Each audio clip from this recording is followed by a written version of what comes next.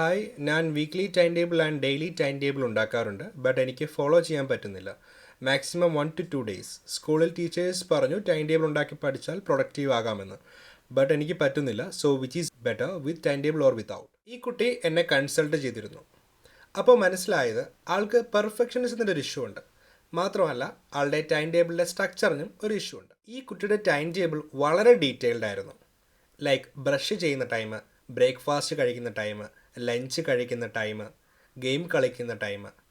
ഇത് practically daily follow ചെയ്യുന്നത് possible അല്ല.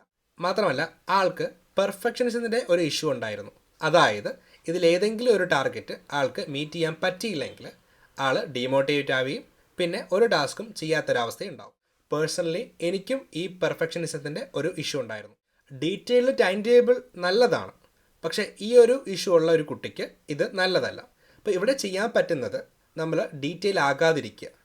അതായത് മോർണിംഗ് ഇത്ര അവേഴ്സ് പഠിക്കുക, ഈവനിങ് ഇത്ര അവേഴ്സ് പഠിക്കുക. അതുപോലെ വീക്ക്ലി ടാർഗറ്റ് വയ്ക്കുമ്പോൾ ഡെയിലി ഇത്ര ചാപ്റ്റർ കവർ ചെയ്യണം എന്ന് വെക്കാതെ ഒരു 2-3 ഡേയ്സിൽ വേണ്ടി മാത്രം ഒരു നമ്പർ ഓഫ് ചാപ്റ്റേഴ്സ് നിങ്ങൾ വെക്കുക. അങ്ങനെയാണെങ്കിൽ ഈ പെർഫെക്ഷനിസത്തിൻ്റെ ഇഷ്യൂ ഉള്ള കുട്ടികൾക്ക് ഈസി ആയിട്ട് ഈ ടൈം ടേബിൾ ഫോളോ ചെയ്യാൻ പറ്റും. എന്നെപ്പോലെ പെർഫെക്ഷനിസത്തിൻ്റെ ഇഷ്യൂ ഉള്ള കുട്ടികൾക്ക് ഒരു ഡീറ്റെയിൽ അല്ലാത്ത ഒരു ടൈം ടേബിളിൻ്റെ ഒരു മോഡൽ വേണമെങ്കിൽ ഫോളോ ചെയ്തിട്ട് ടൈം ടേബിൾ എന്ന് കമൻറ്റ് ചെയ്താൽ മതി. Thank you.